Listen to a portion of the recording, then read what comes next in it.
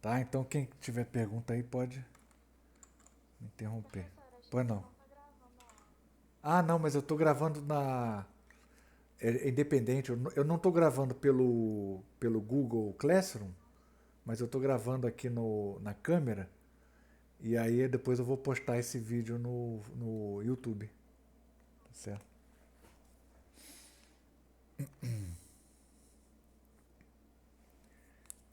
A única coisa ruim. Bom, a vantagem é que não tem essas confusões de. Aí depois, na hora de, de recuperar, né? Parece que às vezes grava na conta de um estudante, aí os outros estudantes não têm acesso. Sempre tem umas coisas assim, né? Uns problemas assim. Então evita esse tipo de problema. Mas a desvantagem que pode acontecer é que provavelmente a pergunta, se alguém fizer alguma pergunta, a pergunta não será ouvida. Tá? Mas aí não tem problema, eu falo pela resposta, eu posso repetir a pergunta. Não tem...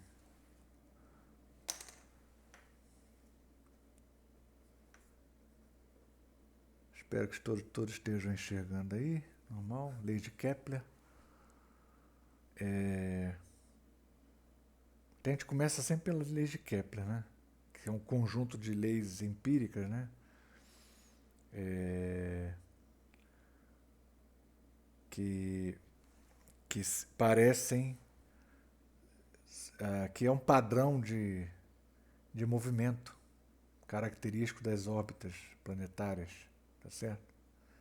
Então a primeira lei de Kepler, todas as leis observacionais, né?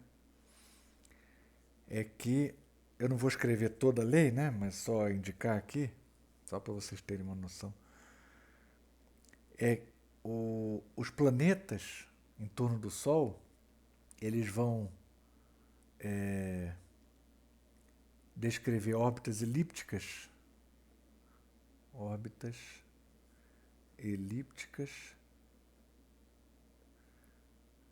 em torno do Sol, tá certo? Sendo que o Sol ele está num dos focos da elipse. Então isso por trás dessa ideia tem todo o conceito de elipse, né? Que é uma elipse? Uma elipse é uma curva, né? De tal modo que tem dois focos. Aí você imagina dois pontos aqui. A distância entre esse ponto até um ponto qualquer da curva e mais a distância até a partir desse mesmo ponto da curva até um outro ponto, que é o que eu vou chamar do outro foco, essa soma é sempre constante. É isso que vai caracterizar a minha curva elíptica. Tá certo? São dois focos. Então esses detalhes assim, até não precisa usar muito. Não é uma coisa que demanda muito aqui nesse capítulo, mas é uma característica da elipse, né? Que inclusive você já deve ter visto em geometria analítica, então é sempre bom dar uma olhadinha lá de novo, né? O Sol ele está num dos focos e o planeta ele vai orbitar, né, em torno do Sol em órbitas elípticas. Então essa seria a primeira lei de Kepler, ok? A segunda lei de Kepler é a seguinte: é, opa, o raio que, quer dizer, você imagina o segmento de reta que une o Sol até o planeta e liga o Sol ao planeta. Esse segmento, que eu vou chamar de raio, ele varre. Tá ruim, eu estou escrevendo ruim aqui. Áreas iguais em tempos iguais. Ele varre áreas iguais em tempos iguais. Tá certo? o raio varre áreas iguais em tempos iguais. Ou seja, o que eu quero dizer com isso é que, vamos supor uma órbita elíptica aqui, né? Tanto faz o Sol onde é que está, por exemplo aqui. Aqui, ó, quando você tem aqui, ó, tá vendo? Essa área daqui é igual a essa. Se isso acontecer, o tempo que o planeta demora para ir desse ponto até esse é o mesmo tempo que ele demora a ir desse ponto para esse. Ele varre áreas iguais em tempos iguais. Tá certo? A taxa em que essas áreas vão variando, né? Ela é com uma taxa constante. Uma taxa constante. E a terceira lei de Kepler é a razão entre o quadrado do período e o cubo do semi-eixo maior para um certo planeta é uma constante. Então, por exemplo, se você pegar a elipse que está associada, por exemplo, à órbita de Marte, por exemplo, né? Aí você pega o período de uma órbita completa de Marte, eleva ao quadrado, divide pelo semi-eixo maior da elipse, que é a órbita. O semi-eixo maior é esse aqui, ó. É esse comprimento aqui, ó. Esse comprimento A é o semi-eixo maior da elipse. O eixo maior é esse. O semi-eixo maior, semi quer dizer metade, né? Então é a metade do eixo grande da elipse. Tá certo? Então, se você, no caso, fizer essa conta para a órbita de Marte, e fizer essa conta para um outro planeta qualquer, um satélite, qualquer objeto, né? E se você conhecer a órbita dele, o semi-eixo maior dele, aí você vai conseguir achar o período dele.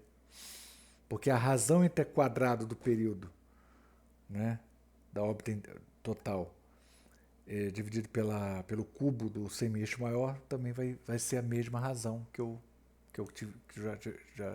calculara no caso da órbita de Marte. Ok? Então essa é a terceira lei de Kepler. Todas essas leis são empíricas. E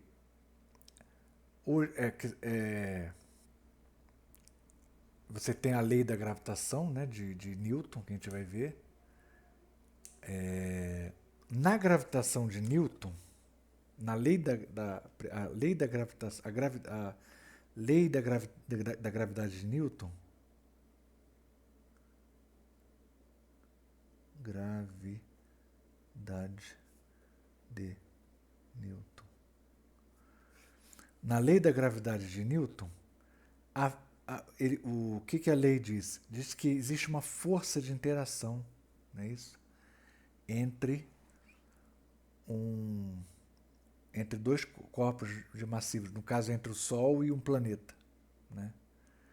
E essa força, ela é proporcional ao quadrado, ela é inversamente proporcional ao quadrado da distância que separa o Sol e o planeta, e é proporcional à massa do Sol, à massa do planeta, e a constante de proporcionalidade eu vou chamar de G, uma constante física que eu vou chamar constante gravitacional.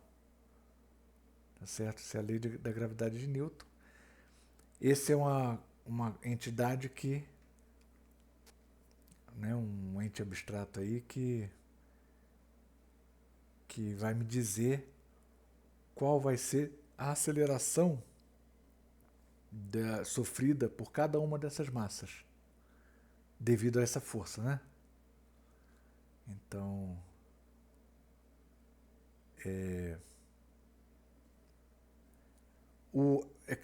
a gravidade é sempre atrativa, então não estou considerando aqui na notação vetorial, né? Mas eu já estou antecipando aqui. Se eu considerar que vamos colocar o Sol aqui na origem do meu sistema de coordenadas e aqui um outro planeta. Um planeta qualquer de massa mzinho, aqui massa m do Sol. A força de gravitação F, que é a força que o Sol exerce sobre o planeta, qual será essa força? Essa força é a seguinte, ó. O módulo dela a gente conhece, ela é proporcional à massa dos dois planetas, inversamente proporcional ao quadrado da distância que os separa, né? E a direção está para onde? Está no sentido ou apontando, está apontado para, no caso, como o Sol está na origem, está apontado para a origem. Então ele tem, por isso que eu coloquei um menos R chapéu. R chapéu é o vetor unitário radial, que está saindo, que sai do Sol, da origem, e vai até onde está o planeta. Tá? Se tiver qualquer dúvida, pode me interromper, tá, gente? Fica à vontade para interromper. Isso aqui é a anotação, tá? Na hora que vocês lerem no livro aí a matéria, vocês prestem atenção nisso aí, nessa anotação vetorial, porque às vezes o livro faz um negócio diferente, vai ter que prestar atenção, tem que ficar claro. Para não ter dúvida, confusão, né, você tem que fixar a ideia seguinte, que você já conhece, inclusive, né? A gravidade sempre é atrativa, acabou. Não vai fazer confusão com isso. Então, por exemplo, qual é a força que o planeta exerce sobre o Sol? Qual é? A força que o planeta exerce sobre o Sol vai ser menos essa força daqui, porque vai ser uma força apontada que vai atuar no Sol e vai estar apontada para o planeta. Então, quer dizer, força de gravidade, força de gravitação é sempre atrativa. As massas sempre se atraem. É isso? Então, com isso aí não tem erro com relação à direção e sentido da força de gravidade. Né? E o módulo da força de gravidade proporcional às massas e inversamente proporcional ao quadrado da distância entre as duas massas. Acabou. A constante de proporcionalidade é a constante G de Newton, uma constante física, que você vai medir fazendo experiência, né, no laboratório. Tá certo? Então, uma coisa interessante aqui normalmente os livros, no caso, isso não é um assunto de física 2, assim, né, para ser tratado de maneira completa, que é a partir da lei da gravidade de Newton, você pode recuperar as leis de Kepler. Né? Você pode deduzir as leis de Kepler a partir da lei da gravidade de Newton. Tá certo? Mas também isso a gente faz assim, dá para ser feito. No caso da terceira lei, por exemplo, você consegue fazer isso para as órbitas circulares. Né? E a segunda lei também você consegue. Né? É até uma lei mais geral, nem precisa recorrer à lei da gravidade de Newton especificamente. Basta recorrer à conservação do momento angular. Eu vou falar um pouco disso. Mas essa passagem completa, a partir da lei da gravitação de Newton, você deduzir todas as três leis de Kepler, no caso geral, aí é um trabalho um pouquinho mais complicado, mas ainda é feito no nível de graduação, dá para fazer, mas não é física 2. E ainda, é claro que o inverso deveria ser verdadeiro, né? Você, a partir da lei de Kepler, você poderia deduzir a lei da gravidade de Newton. Até porque a cronologia foi essa, né? Quer dizer, primeiro vieram as leis de Kepler. E depois é que o Newton formulou a sua lei da gravidade. Então, é possível também. Isso já é muito mais raro de você encontrar nos livros, né, em geral. Mas tem um livro eu esqueci o nome do sujeito, é um cara famoso. É livro do Born. É o Max Born? Não sei. É Born, se eu não me engano. Será que é? Eu tenho aqui. É um livro. Deixa eu pegar o livro aqui, peraí, só um minuto.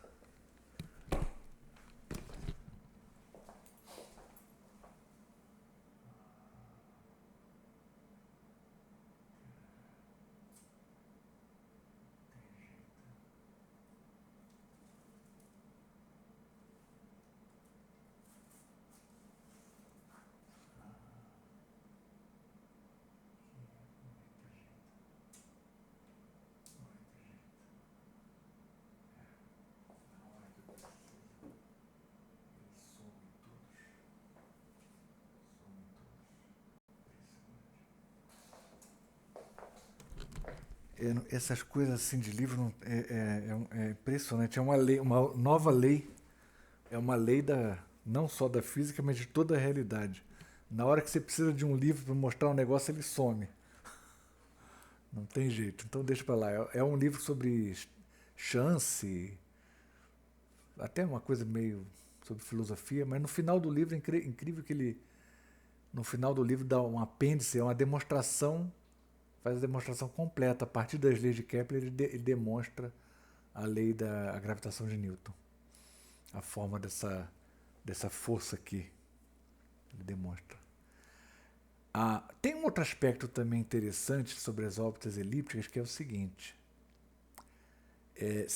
É possível também, se você tivesse outra lei de força, mas aí o corpo, o Sol estaria no centro da elipse. No centro da elipse. E isso é possível, mas para isso você teria que ter que a força obedeceria à lei de Hooke, que vocês viram em Física 1, lembra? A lei de uma mola proporcional ao deslocamento da mola. Se houvesse uma interação atrativa, né? Como se tivesse uma mola esticada que obedecesse à lei de Hooke, né? Vocês teriam também uma órbita elíptica. Interessante também notar isso aí. A lei das áreas também seria satisfeita, né? A terceira lei eu não sei, seria um bom exercício isso aí, né? Mas a segunda lei, a primeira lei, ela não seria satisfeita, porque apesar de que você tem aí também igualmente órbitas elípticas, você não teria o Sol estando num dos focos da elipse. Aqui o Sol estaria no centro da elipse. É uma coisa meio diferente mesmo, né?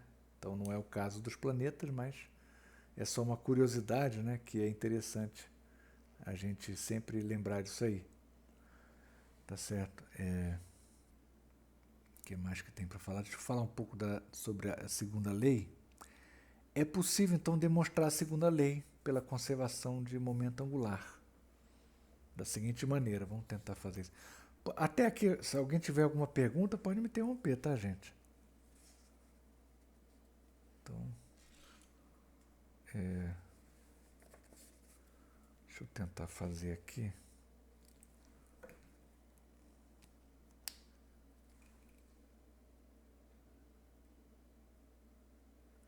Vamos lá.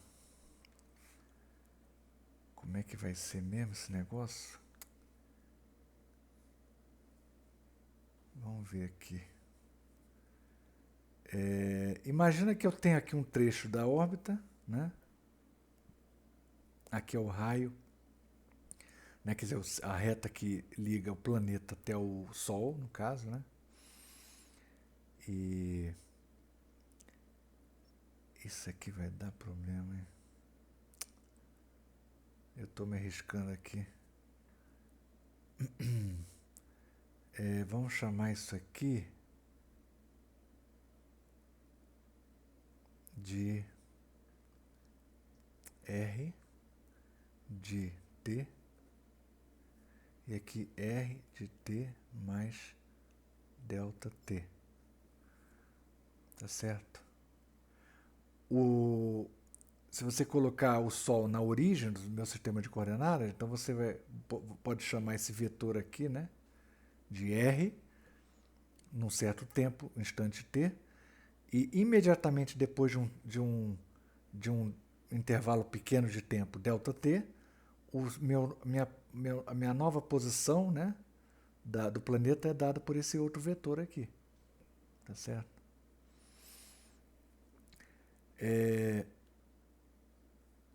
Quando você tem... bom, vamos lá.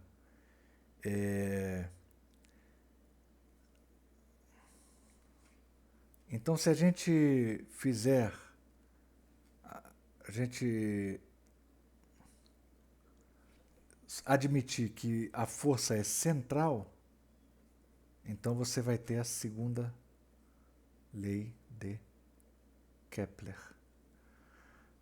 Tá certo? Por que isso? Então, basta admitir que a força é central. Então, é importante que a gente admita que a gente suponha, né, antes, que a força entre o Sol e o planeta seja uma força central. O que é força central? É uma força que está dirigida a um centro. No caso, vai estar, né, uma força que está sendo exercida, força de atração, né, força de gravitação que está sendo exercida sobre um planeta, sobre o planeta. Ela é uma força que está dirigida para o centro do Sol, vamos dizer assim. Na verdade, ela está sendo dirigida por um ponto que não coincide exatamente com o centro do Sol. Esse ponto é exatamente, na verdade, o centro de massa do Sol mais o planeta. Tá certo? Mas a gente pode, para efeito de pedagógico, assim, né? Só para... É uma complicação aqui, assim, que desnecessária agora. A gente pode considerar que essa força esteja dirigida por um...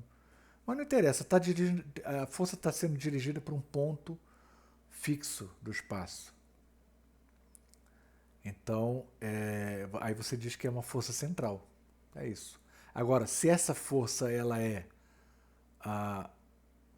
proporcional, inversamente proporcional ao quadrado de distância, ou proporcional à distância, no caso que seria daquele caso da lei de Hooke, né, que eu mencionei, ou um outro tipo de força, tanto faz. O importante é que ela seja uma força central. Basta isso para você deduzir a segunda lei de Kepler, se você quiser deduzi-la a partir desse pressuposto. Tá certo? Portanto, vamos ver se a gente consegue fazer isso. Lembram lá da Física 1 que o torque... Deixa eu acender isso aqui, acho que vai melhorar. Não mudou nada. Tá, mesma coisa. Lembram que o torque de uma força, ela é isso aqui, ó. Eu tenho aqui origem, a força está sendo aplicada aqui nesse ponto. Esse é o raio vetor, né, que vai ligar até esse ponto. Esse ponto está localizado aqui, onde está sendo aplicada a força, né?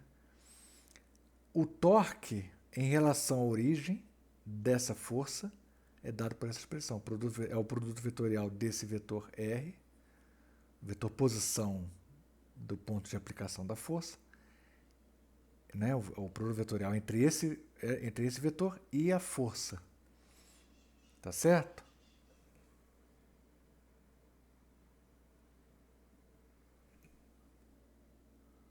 Ok.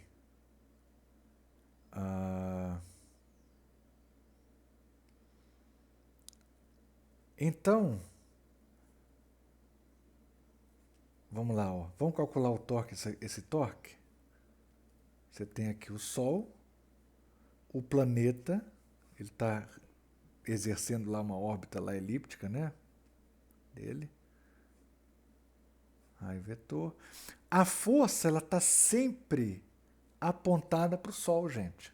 Tem que ver, né? Lembrar disso. Portanto, essa quantidade daqui, quanto que vale? Vale zero. O produto vetorial da vetor R com a força é zero. Por quê? Porque eles estão na mesma direção, estão na mesma linha. Tá certo que o vetor R está no sentido contrário ao vetor F, força F de atração, né? Mas esses dois vetores estão na mesma linha. Lembra quando eu calculo o produto vetorial? O módulo do produto vetorial é o quê? É o módulo é o produto dos módulos, né? De cada vetor vezes o seno do ângulo entre eles, não é isso? Qual o ângulo entre eles, no caso? É 180 graus. Qual o seno de 180 graus é zero. Então, esse torque aqui vai dar zero.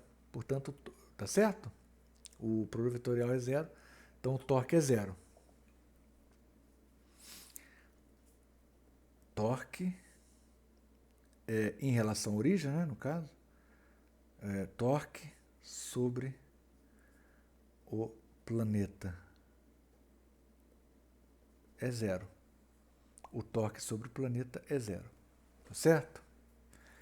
Se o torque sobre o planeta é zero, significa o quê? Que nós tínhamos... Como é que era, lá da Física 1, como é que era a conservação de momento angular mesmo? Era assim, ó. Ou a segunda lei mesmo, né? Você poderia escrever a segunda... É uma maneira de você escrever a segunda lei. O torque é a variação, a taxa de variação do momento angular em relação ao tempo. Isso que vai te dar o torque. Assim como a força é a taxa de variação do momento linear em relação ao tempo, o torque é a taxa de variação. Né? Essa aqui é a equação. Na verdade, isso aqui para um sistema de partículas, você tem um torque externo total, é a variação de momento angular total do sistema de partículas. Mas como eu tenho uma partícula só, claro que uma partícula só ela não deixa de ser um sistema de partículas, é um sistema de partículas mais simples possível, constituído por uma única partícula, no caso é o planeta, né?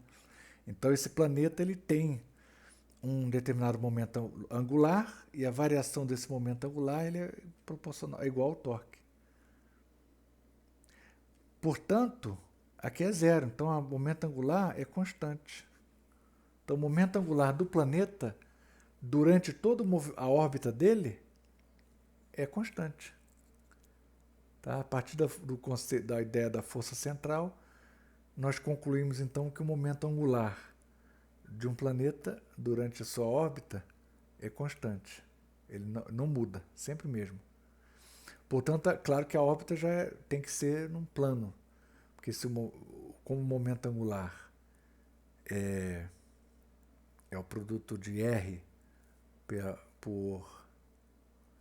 pela velocidade, né? Momento angular, o que é momento angular?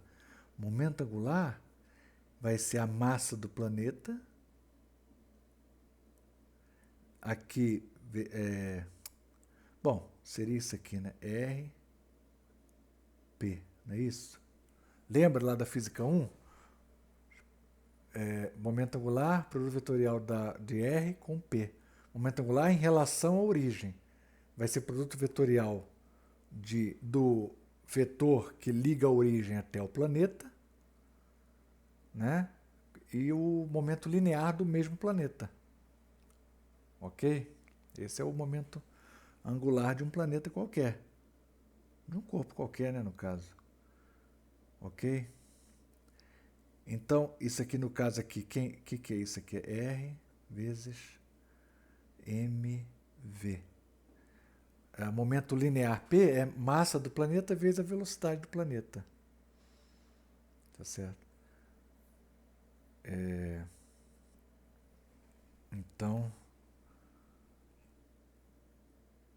Então isso aqui vai dar... Quanto vai ser o módulo do momento angular? O módulo do momento angular vai ser R, ou melhor, vai ser mr RV vezes o seno do ângulo entre esses dois vetores RV. Ok? Então vou fazer o desenho aqui melhor para vocês visualizarem, né? Eu tenho aqui, vamos chamar aqui de R e a velocidade. Velocidade, por exemplo, assim, né? Velocidade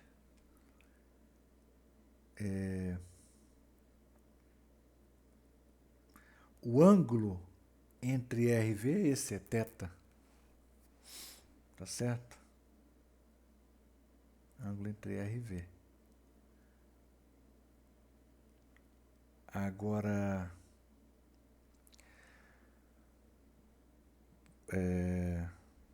vamos calcular agora como é que vai ser esse... como é que é uma maneira fácil? Eu estou me aventurando aqui, eu não... devia ter preparado melhor.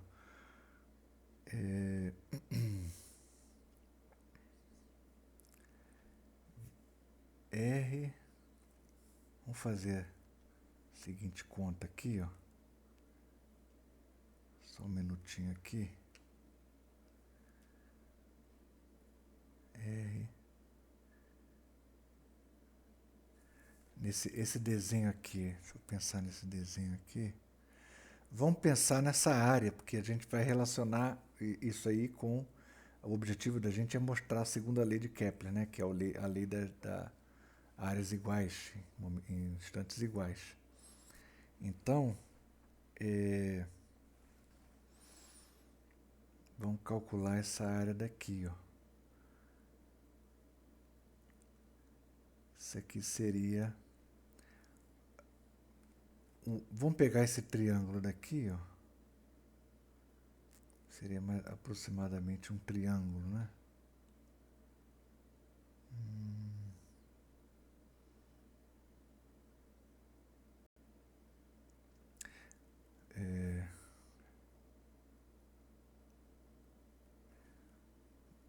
Vamos lá.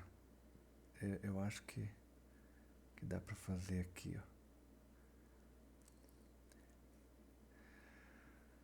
Vamos chamar isso aqui de DR, né? R. E como é que eu vou calcular essa área desse triângulo? Tá vendo aqui a área desse triângulo? A área do triângulo eu posso calcular da seguinte maneira. Na verdade, você traz esse vetor dr para cá, ó, e você vai ter um paralelogramo, tá vendo? A área do paralelogramo, a área do triângulo é metade da área do paralelogramo. Mas a área do paralelogramo quem é? É o módulo do produto vetorial de R com dr. Tá vendo? Lembra disso? Se você tiver dois vetores, né, que fazem um certo ângulo entre eles, e você calcular o produto vetorial entre esses dois vetores, então isso corresponde. Isso vai corresponder à área do paralelogramo. Você quer ver, por exemplo, se você tiver os dois vetores fazendo um ângulo... Imagina dois vetores aqui. É claro que esse ângulo aqui não parece 90 graus, mas não é necessariamente 90 graus. Mas se você tiver dois vetores A e B fazendo 90 graus, A e B, 90 graus, calcula a área desse paralelogramo que coincide, na verdade, com o retângulo, né? Calcula o módulo de A vezes B. O módulo de A vezes B vai ser o próprio AB, que é a área do retângulo. Então, você divide por 2 o paralelogramo, aí você vai ter a área do triângulo, ela é metade disso aí. Então, a mesma coisa acontece aqui, ó. A área desse paralelogramo é a módulo do produto vetorial de um vetor com o outro. Tá certo? Então, eu posso dizer o seguinte, ó, que a área Vou escrever aqui, ó. Área, vou até fazer assim, ó. Área varrida é igual a, vou chamar de A, que é 1 meio R para o vetorial de R com dr. Tá certo? E é claro, fica estranho, né, gente? Por questão de consistência, a gente deve colocar dA aqui. Então vamos colocar um dA aqui. Por quê? Porque é uma área infinitesimal, já que um dos vetores é infinitesimal. Então você vai ter uma área igualmente pequena, tá? Porque um vetor é muito... Aqui não está um desenho em escala, mas é pequeno. Tá certo?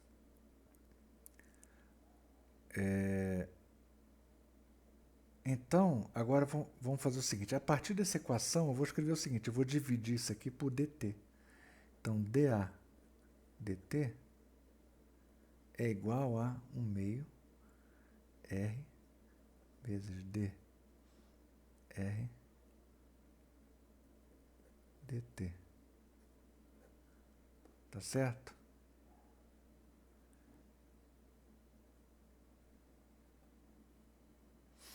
O dt é um escalar, então eu posso dividir onde eu quiser.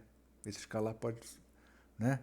Você multiplicar o produto vetorial multiplicado por um escalar coincide com o produto vetorial de um dos vetores multiplicado pelo outro vetor multiplicado pelo mesmo escalar. Então, tanto faz, onde eu poderia dividir esse dr por dt ou dr por dt igualmente.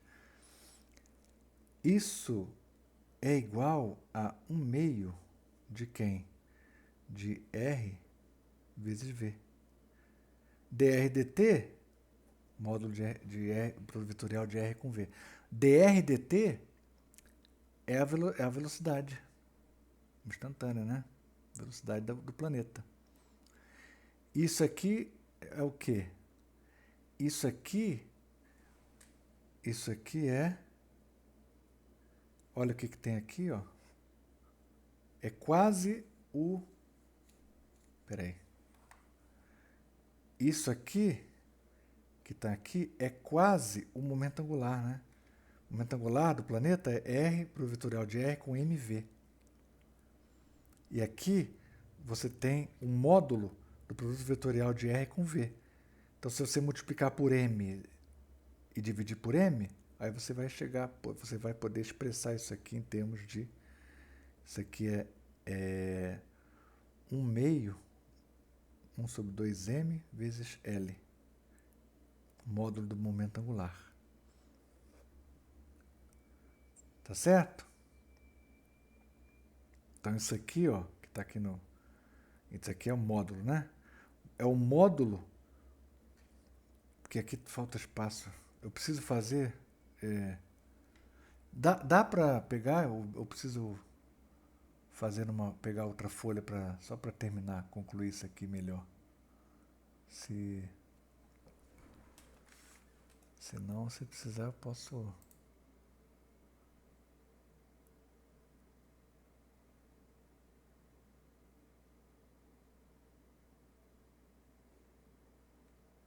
Agora que eu estou vendo as mensagens. Então vocês têm que me interromper, tá, gente? Porque senão eu não vou...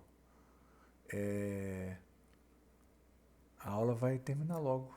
Eu pretendo só falar um pouquinho de lei de Kepler agora. E aí vai... Porque inclusive já deveria ter terminado, né? Já passou das 4. Mas então... tá ok? Então a gente chegou aqui na... Então a consequência disso aqui, o que é? De fato, essa área, a taxa de variação da área varrida pelo raio com o tempo tem que ser constante. Por quê? Porque o módulo do momento angular é constante. Porque você está falando de força central, então você chega... Então, conclusão, força central é o que eu tinha escrito aqui, né? Força central implica na segunda lei de Kepler, implica a segunda lei de Kepler. Tá certo? Então tá aí a demonstração. Tem isso aí, claro que vocês vão poder conferir isso em qualquer livro, tem lá a demonstração, né, mais ou menos, eu acredito que deva ter. E tá lá no livro, dá uma olhadinha lá, reforça e faz um exercício ou outro. Acho que agora fica complicado a gente pegar exercício, né, pelo horário que a gente já começou a aula à tarde, né, então eu acho que já é interessante já fazer alguns exercícios aí, uns 2 ou 3 exercícios de lei de Kepler, e a gente prossegue então na quinta-feira com a matéria. E já na... Ah, peraí, quinta-feira... Quinta-feira tem aula normal? Tem, né? Que eu tô meio... Porque tem uma semana que é feriado, né? Ah, é o final da semana que vem, eu acho. E na terça-feira eu pretendo até, talvez até terminar, pelo menos até parte da teoria, né? A gente não vai ter realmente muito tempo para... Então fiquem alerta, a gente não tem muito tempo para esse primeiro capítulo.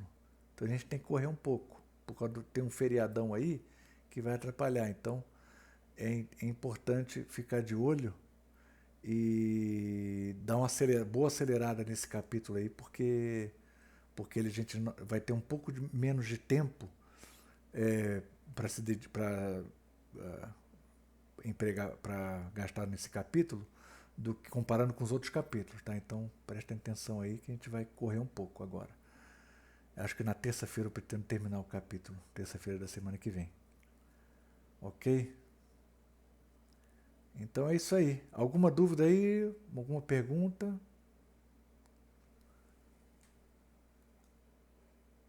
Vou parar a gravação então.